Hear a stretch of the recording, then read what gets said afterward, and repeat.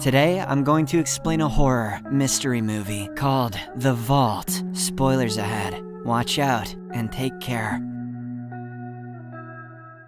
The movie opens in the Centurion Trust Bank's kitchen, where assistant manager Ed Mass is getting his coffee. He seems to be dealing with some trauma, as flashes of gunfire flicker in his mind. Ed nonetheless jolts himself back to reality and gets ready for a busy day ahead. Just as he steps into the main hall, Detective Logger also enters. The latter deposits his salary into a savings account and quickly heads back to his job. Everything seems normal. Security guards monitor the floor, clerks handle paperwork, and customers wait their turn. It is also revealed that a fire has been raging in a nearby factory. This is why the sounds of sirens can be heard from the streets outside. Soon afterwards, the bank manager calls a young woman named Leia into his office. It turns out that she is here to give an interview for the post of a teller. Her resume lists work at large corporations, but there's a gap in her employment history. Leia explains that she traveled extensively and taught English to children at a parish in Mexico, but due to a relative's illness, she had to return and is now trying to get a job. Outside in the main hall, a woman with a teardrop tattoo on her face starts creating a scene. A middle-aged teller tries her best to control the situation, but the woman grows increasingly hostile, berating the bank for charging illegal penalties. Meanwhile, the manager, unaware of what's happening outside, continues the interview. He confides in Leia that in the past year they have had 3 tellers leave the job. Several employees apparently think the bank is haunted, as they have seen or heard spooky things. At this moment, head teller Susan Cromwell confronts the disruptive visitor. She points out that the woman is not even a client of their bank. Just then, 3 firefighters enter the building and lock the doors from inside. Leia nods to the irate visitor, who suddenly attacks the security guard. He collapses from a hard blow to the face, and everyone struggles to comprehend the chaos. Leia then draws a gun and tells the assistant manager to comply, or else she will blow his head off. It is obvious that an elaborate bank robbery plan is now underway. However, the guard at the main door only sees the customer being violent towards the other security guard, so he contacts the local authorities via his walkie-talkie and relays that there has been slight unrest at the Centurion Trust Bank. He then rushes towards the counter, only to be knocked out cold by one of the firefighters. The other 2 take everyone hostage and cover their heads with bags. In the meantime, the disruptive visitor, who turns out to be Leia's sister V, collects phones from the captives. The second firefighter, Cyrus, sprays over the security cameras with paint. This is when the local police contact the security guard, who made the distress call earlier. But the third firefighter, named Michael, forces the guard to assure them that everything is under control. However, Detective Logger, who is on duty in a nearby neighborhood, decides to check the bank. He is on his way when suddenly his radio emits a patchy, unclear message. It is the voice of a man who reports that a robbery is in progress at the Centurion Trust Bank. The man says that the robbers are taking hostages and pleads for the police to be sent. Inside the bank, the first firefighter, whose name is Kramer, orders the tellers to open the vault, and if they don't, he'll say racist stuff. They hesitate at first, but eventually agree to do as told. Meanwhile, in the hall, the bank manager attempts to flee, but he's quickly shot in the knee. He begins to writhe and scream in pain, forcing Michael to knock him unconscious. Michael then removes his mask and begins dressing the wound while apologizing to the victim. It is obvious that he doesn't want to harm anyone. Back in the vault, Susan finally opens the large safe, only to reveal that it contains a small amount of cash. Kramer then angrily grabs the money, comes out to the hall, and shouts that there is only $70,000 here. All the robbers are dismayed at this revelation. They have put their lives at risk and hurt people for such a tiny amount of money. I'd tell them to cry about it, but V's already got that covered. While Leia wants to quickly make an exit, V and the others refuse to leave empty-handed. As they are busy arguing, a hostage unexpectedly offers his help. He introduces himself as the assistant manager and claims to know the bank inside out. To prove his sincerity, the man reveals the location of an emergency alarm button and advises them to disable it quickly. He says that if the daily transaction database isn't verified with the manager's PIN, the alarm will be activated. He then promises to assist the robbers if they ensure no one else gets hurt. An increasingly desperate V agrees and removes the bag from his head. It is revealed that the man is Ed Mass, the same person we saw in the first scene. Following this, Ed quickly disables the alarm and even reveals the location of additional cash. He says there is a vault, built about 60 to 70 years ago in the basement. Ed claims that it contains $6 million in cash, and even hands them the keys to the basement door. Shortly afterwards, V and Kramer head to the basement, instructing the others to monitor them through the surveillance cameras. According to their plan, Michael will also later descend to the the basement. He is tasked with creating a hole in the bank's sewage pipeline, which will serve as their escape route. For now, Leia escorts Ed to a separate office from which she can observe the surveillance monitors. V and Kramer also reach the basement and locate the door leading to the old vault. Back upstairs, Michael locks all the hostages in the new vault and stands guard himself. Everyone remains silent for a while, but soon the hostages begin to grow uneasy. Susan speaks up first, pleading to be escorted to the restroom downstairs. In the meantime, Kramer and V discover the vault, which has a huge metal door fitted with wheel locks. Kramer admits that it will take at least 20 minutes to break through it. V thus steps away to explore the basement, while he begins working on the door. Suddenly, the building's lights start to flicker, but nobody pays too much attention to that. Leia asks Cyrus to keep an eye on Ed while she checks on the other hostages. She also takes a peek outside and notices police cars parked in front of the bank. Meanwhile, Michael escorts Susan to the restroom, and she tries to engage him in conversation, but he is too nervous to talk to her and simply stands nearby. In the basement, Kramer diligently works on the vault door and it begins to yield. As for V, she is still exploring the basement when she notices a human-like figure in one of the old storage rooms. Elsewhere, Michael is bringing Susan back to the new vault when Leia sees him. She scolds him for deviating from the plan and orders him to stick to the schedule. Michael thus heads downstairs to another part of the basement to cut into the pipeline for their escape route. On his way down, he comes across V, who looks to be perturbed by something. She reveals that she saw something or someone downstairs, which made her feel uneasy. V then heads upstairs, leaving Michael to prepare their escape way. Moments later, Cyrus takes over guarding the hostages while the sisters monitor Kramer's progress in the basement. He seems to have successfully unlocked the vault, but the lights suddenly go out. Kramer, who is about to enter the vault, notices two figures with filthy bags over their heads in the corridor. The number of figures before him multiplies, just as the flickering lights grow more intense. On the other hand, Leia and V, who are watching through the surveillance monitor, witness a different scene. They can see no one but Kramer, who now appears to be searching for his weapon. The sisters watch in horror as Kramer is dragged into an old storage room. Michael, who is also in the basement, hears his blood-curdling screams moments later. Confused by what's happening, Leia asks Cyrus to count the number of hostages. The lights flicker again, and the door of the new vault slams shut. This means that the hostages, as well as Cyrus, are now trapped inside. Rather spookily, the door from the main hall to the basement also gets locked. As the two sisters try to open it up, Cyrus begins to see something strange inside the new vault. He notices a person in a white mask among the captives, prompting him to grab his shotgun. Soon after, a group of captives in filthy bags appears out of nowhere and advances on him. The person in the white mask then shoves the shotgun into Cyrus's mouth. Similarly, in the basement, several unknown figures begin to repeatedly stab Kramer. These ghosts have guns and knives. In the main hall, the lights come back on, and V finally manages to open the door. Leia, on the other hand, goes to check the new vault and comes across a strange sight. Cyrus is nowhere to be seen, but the hostages are seated exactly as before. Back in the basement, Michael discovers Kramer tied to a chair with his eyes brutally gouged out. He seems to be pleading with someone, begging them not to do something, but seconds later, he suddenly grabs his drill and punctures his own skull. Upstairs, Leia is confronting Ed when the phone abruptly rings. She answers, and Detective Logger, who is on the other side, demands to speak to whoever is in charge. Leia responds that she will leave all the hostages in 30 minutes if the police don't do anything stupid. She then tries to determine who tipped off the police and concludes it must have been the head teller, Susan. Following this, Leia goes to Susan and inquires about what's happening in the basement. She wants to know if it's something supernatural or just a trap, although hesitant at first. Susan eventually opens up and recounts an incident from 1982. Apparently, a deranged man tried to rob the bank and held all the employees hostage for days, but the police refused to comply with his demands, and the robber thus made the employees shoot each other. Ever since that incident, no one goes to the basement of the bank, not even the security guards. Obviously, Leia doesn't believe the story and threatens to disfigure Susan. Couldn't you just hurt me? No, I'm gonna disfigure you! This tense moment is interrupted by Michael, who seems to be shaken. He tells Leia about Kramer's death and insists they leave as soon as possible, as something is wrong with this bank. At this moment, V also appears with a bag full of money. Leia quickly informs her about Kramer's death and the police presence outside. She then examines the cash, but shockingly finds that every single one of them is from 1982. Well, that makes sense if no one's gone down there since then.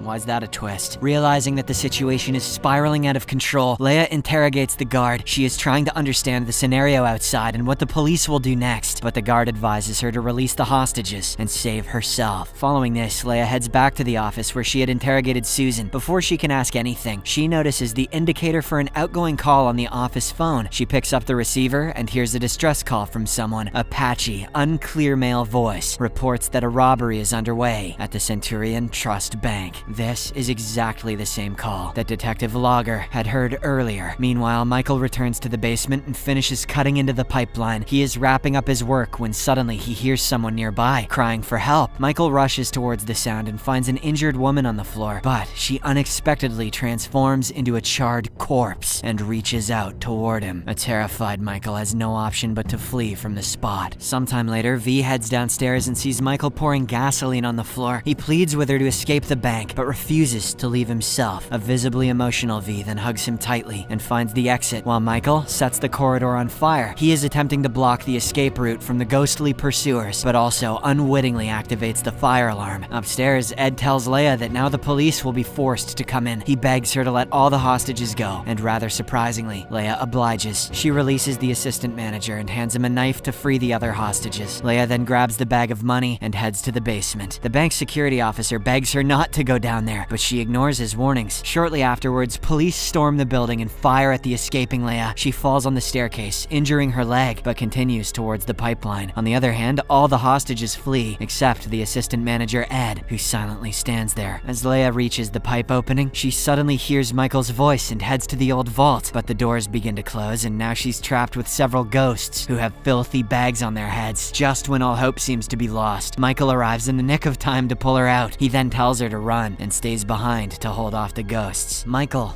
what are you doing? Unfortunately, before Leia can enter the escape route, she is attacked by the man in the white mask and several other ghosts. Michael then plays his final trick. He sacrifices himself and ignites the entire surrounding area. This gives Leia enough time to safely escape through the pipe. The scene then abruptly shifts to the next day as Leia drives down a dirt road. She is listening to a radio report about the armed robbery and the fire at the Centurion Trust Bank. The report states that all the robbers involved died in the blaze. Shortly afterwards, she stops her vehicle on the way and picks up her sister V. Elsewhere at the police station, Detective Logger continues his investigation. He reviews footage of the robbers' deaths where only they were visible. No one can identify the assistant manager who guided the robbers to the old vault. Witnesses try to recall details about the man, who seemed to have knowledge of the bank's security system, but all of them realize that he never told anybody his name. Susan, who has worked at the bank for 10 years, doesn't remember such an employee. However, she suddenly recognizes him in a photo on the wall of the police station. Susan points to the photo, identifying him as the man who had helped the robbers. Detective Logger, however, dismisses her claims and says it is not possible. In a shocking twist, it is revealed that there was a ghost in this movie full of ghosts. The man, Ed Mass, was one of the victims of the 1982 robbery. He was the one who made the infamous call heard by so many people before being shot on the road. And now he marauds the land as the ghost of James Franco's career. In the meantime, Leia's car is broken down, forcing V to examine the engine. The sisters are trying to figure out what's happening when suddenly the man in the mask grabs V from behind. I guess the fire allowed the ghosts to escape.